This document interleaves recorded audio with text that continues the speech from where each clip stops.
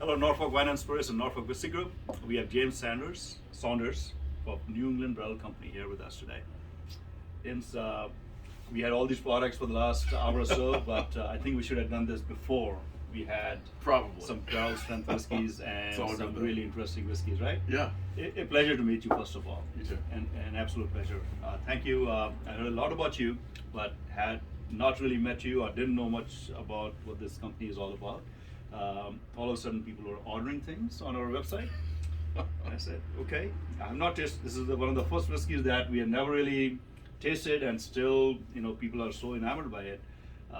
So I'm very happy that you were able to take the time and come sit with us on a Monday. And so let's talk about your company. But before we get Absolutely. there, let's talk about yourself. How you got into it?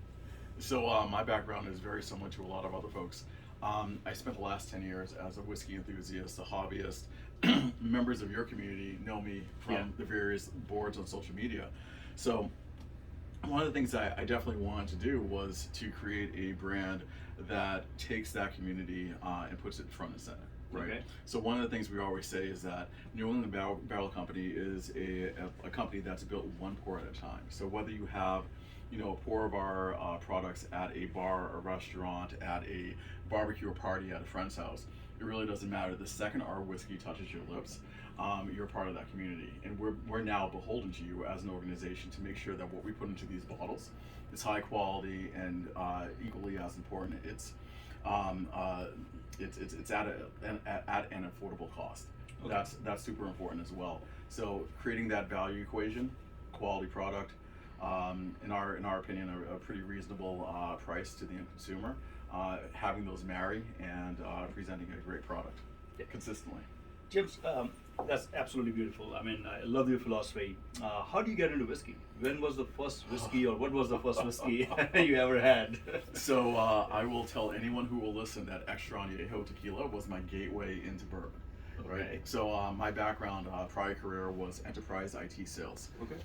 So I was covering clients down in the Kentucky area, and very similar to what like a lot of other salespeople do who are from the Northeast. A lot of really amazing steak dinners, really awesome bottles of wine. Started with about 30 people in the room, and then like a few weeks later, that next dinner was about 5 people. Okay. I still had my minimums to hit. I still had my minimums to hit for that restaurant. Right. So I said, "Hey guys, what do you want?" And we started pulling down these absolutely amazing bottles, like the Hirsch 16 years, like old school, like single barrel Pappies, and we were just sitting there. And after a few pours, everyone loosens up, right? Yeah. So at that point, I said to these clients, "So I'm stoked you guys are here. Thank you for being here. But what happened to your 25 friends and colleagues?" Right. And they they clearly said, "Hey, we're super simple. We want bourbon, we want barbecue. You make that happen.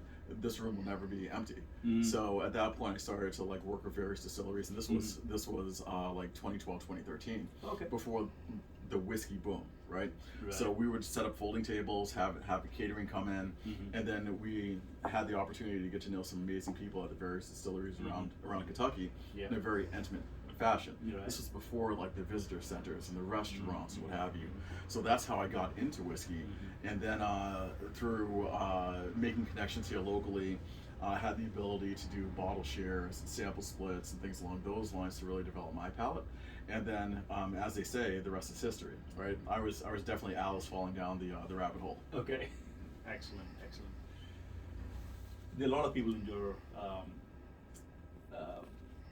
in the experience pool, if you will, love whiskey. They Yep. do, they've been exposed to a lot of great whiskeys. They've done bottle shares. They're part of Facebook groups or, do tastings. But, very few of them, if any, get to the stage what you're doing to be actually able to take the plunge. That must have, how did that come about? So my story for starting like New England Barrel Company was, I mean, very similar to a lot of other folks who have been in the hobby or like a whiskey enthusiast for a number of years. I had a lot of friends who were new to whiskey calling me saying, "Hey, I'm at a liquor store, I'm standing in front of a shelf, Yeah. what should I buy?" Right. To which I responded, Or is that a good price? or is that a good price? Right. Exactly. And I just said, I don't know what you're looking at. Like this is 2018, 2019. Yeah. A lot of new brands come to the market. And then we would hop on FaceTime and they would show me actually like what was on the shelves. And there were a lot of smaller brands or craft distillers that, in my opinion, right, and again, I'm completely honest, right, selling subpar whiskey for exorbitant prices, right? So I would tell them to go to my staples, right, which are pretty straightforward. Like, I love Wild Turkey 101. Mm-hmm. Always have, always will. Yeah. It always will have a place at my bar. Right. But beyond that, it's just a good product. So when I started New England Barrel Company, I wanted to provide our future customers with the ability to have a really good product at a reasonable price point. Mm-hmm. That was the mission behind it, because this whiskey community has given me so much. I wanted to be able to give back. And again, being able to find really good products at reasonable prices in 2022, it's pretty difficult. And I think what we're putting into the bottles are really good products at reasonable price points. Right. So there are many people who are actually forming companies. I mean, in Scotland they call it independent bottlers, Yep. where there's Blackadder, Signature, Mm-hmm. Murray McDavid, Chieftain, so on and so forth. In the US, it's not that clear sometimes, right? Oh, yeah, absolutely. You don't know who's distilling, who's bottling, and who's doing what. Most of the products we get are actually from MGP or a handful of other Mm-hmm. distilleries. Now MGP, LDI, whatever you want to call it, among the great distilleries of North America, Yep. at least the United States. Really great products. I mean, is that what this is, or is this something different? Tell us about where you're sourcing your whiskey and what's your methodology on that. Oh, absolutely. So everything that we have out right now is source whiskey. We're going to start distilling in about 4 weeks or so. Now, I say that because we won't release a product until it's ready. Okay. So what we have on the on the barrels today, it's actually a combination of a few different things. On the floor. Or on the floor. It's a combination of a few things. So we have Green River, which is right here. This is the old O.Z. Tyler distillery based out of Owensboro, Kentucky.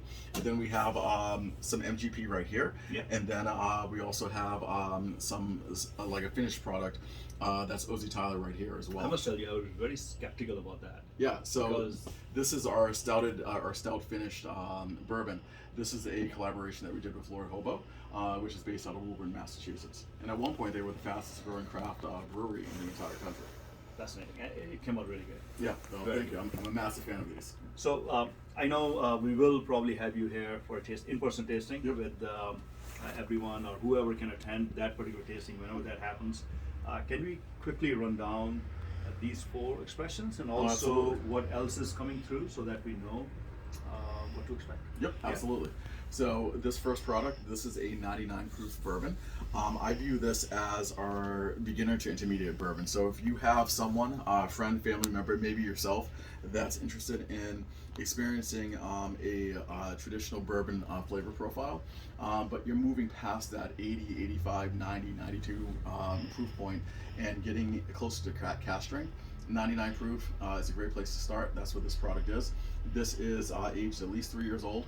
For this one, we did blend some older whiskey into it as well. $34.99 SRP. About 19-20 barrels that went into this blend? Actually, this one was our first batch. So this one was 12 barrels. 12 barrels. 12 Okay. barrels. Yep. And it's at 49.5% ABV. Correct. Yeah, Correct. excellent. And I create all the blends as well. So one of the great things about this whiskey community is the ability to do those bottle splits, those sample shares, things along those lines. And that's how I developed my palate. And then through that process, I began the process of creating my own blends, sending those out to friends, over the last like 7-8 years to get feedback. So without this community, there would be no New England Barrel Company, period. So we have that. This next product right here, this is our cask strength batch bourbon. This is batch 4, so the actual batch number is 2021-04. This is a 118.36 proof, so we're approaching 60%. This is distilled. The 19 barrels that went into this product were distilled at O.Z. Tyler, going by the name of Green River now, and absolutely love this product run. And this is cask strength Kentucky bourbon, SRP $54.99. Again, it's a little bit older. Yep. It looks like it's about 7 years old, the minimum age in that range. So this one is a straight 4. Straight 4 Oh, years old. Oh, Straight 4 years old. Okay. Yep. All right. And we did that on purpose. We did that on purpose. So the great thing about this release versus batch 1 or batch 2 is that the barrels that went into this release spent another summer in Kentucky. So Okay. we have those massive temperature swings, pushing the whiskey into the staves, adding additional flavor and complexity, and just really rounding out that profile. Right. So but these don't have, these are only the regular seasons. They're not like heat cycling it, or they're not No. controlling the temperature. It's So- more, that's important to know So, too. so this one, I misspoke earlier. This one is MGP. So we are experiencing heat cycling here. This is open air rick houses, very traditional Kentucky rick houses. So we have the natural temperature swings taking place. That was one of the reasons when I started the company 16 months ago, 18 months ago. I was thinking that I would actually come out with a proof down product first. Yeah. That's what everyone does, right? So you might as well walk down that path. When we got the barrels in, I tasted through each and every one of them. The whiskey geek in me said that there's no way that you can add a single ounce of water to this. Right. So we came out, our first product was a cask strength product. And I've absolutely loved this run of barrels and look forward to continuing to produce a high quality cask strength Kentucky batch spirit. I think that's where there's a fine line between marketing, what will sell, because you have to sustain the company, you have to sell products. And where do you draw the line? Is it what you think the customer perceives, or how true are you to your own palate and self? And that's a very tricky business sometimes, right? It is. But the way that I always look at starting any company, right? And I've had some companies that I've started that have gone exceptionally well. I've had some companies that I've started that have like crashed and burned. Yeah. Right. This is the first company that I've started that has come out of like a true passion of mine. Right. So if I'm going to effectively like wear my heart on my sleeve, I'm going to put it on the table as well for everyone to judge. And the most important judge are the people who pick up these bottles and tell us, whether it's via social media or via email or just seeing us at tastings, whether this is hitting the mark from the perspective of their palate, right?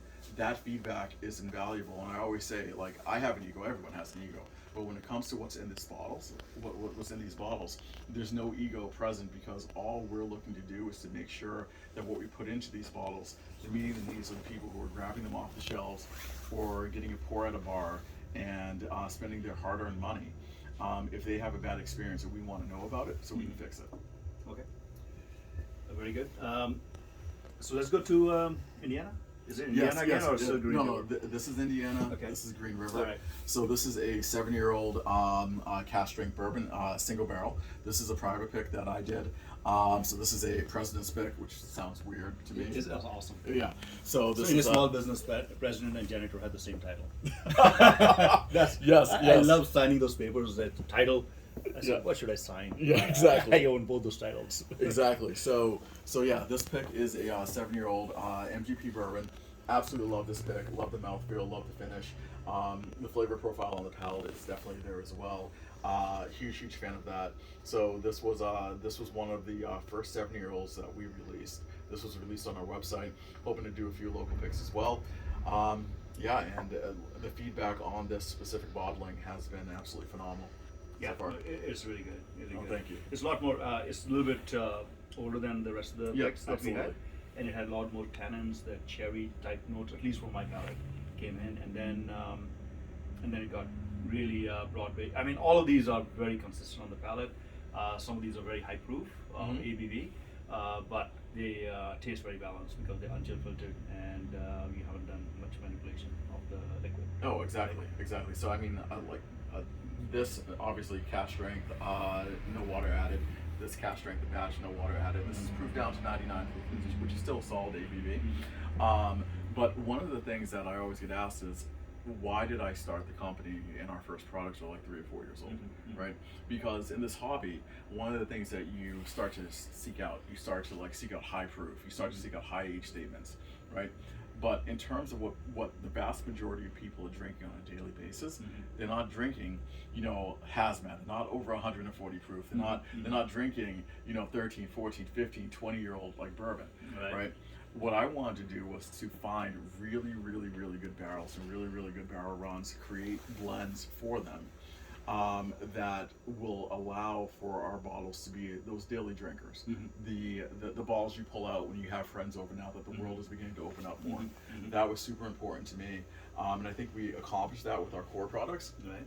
And then for those folks who are a bit further along on their journey, the maturity curve of whiskey, we get into like the single barrels, like the 7-year-old right here, which is absolutely phenomenal. And then we also get into things like this stout finished bourbon right here, again that we did in a collaboration with Lord Hoba. Yeah, a local company here, one of the fastest growing craft beer company that you mentioned earlier, right? Yep. At one time.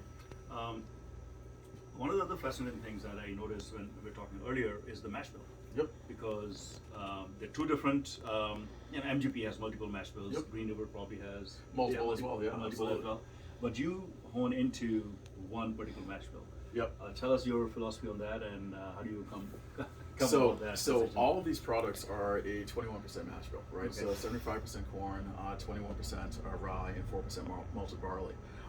Why did I do that? I view that 21% rye mash bill as that classic bourbon flavor. Okay. Now, some people will argue, right? Of course. I think as you get up to like that 36% rye, you get into the high rye category, Okay. right?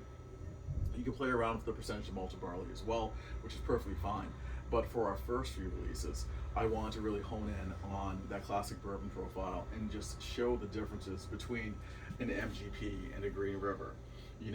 From a batch standpoint, different proofs, a single barrel from MGP here, and then what can happen when you take a Kentucky bourbon and you finish it in barrels that held stout from a Boston area brewery, right? So playing around with these things and not hiding a single thing. Mhm. So the great thing about this stout finished bourbon is that the barrels that went into this are the exact same barrels that came from the same run for batch 4 of our cask strength batch bourbon, and they are the barrels that went into batch 3 of our cask strength batch bourbon. So as a consumer, you have the ability to truly understand what that base whiskey tastes like before you hop into something that's a little different, a little interesting, Mhm. right? With the stout finished bourbon. Right. The great thing is I love all of these. These are all my kids. From a whiskey standpoint, I also have 4 kids in real life. So it's a very common thing in labels that there are a lot of dogs, there are a lot of pets. Yep.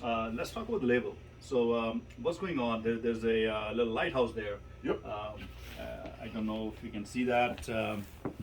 There it is. Yep. It's what So- depicted well here. One of the big things for me is ensuring that I paid homage, if you will, to the folks that have allowed me to do this and really learn and develop as a person outside of New England Barrel Company. So if we take a look at this label, right, this lighthouse is very important to us.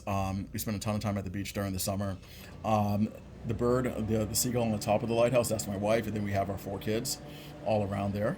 That was really, really important to me because I knew starting a company that it was going to take it would take my entire family for us to be successful. Correct. Right. A lot of effort from my wife's perspective, with me traveling a ton, and then if we can zoom in on this one as well.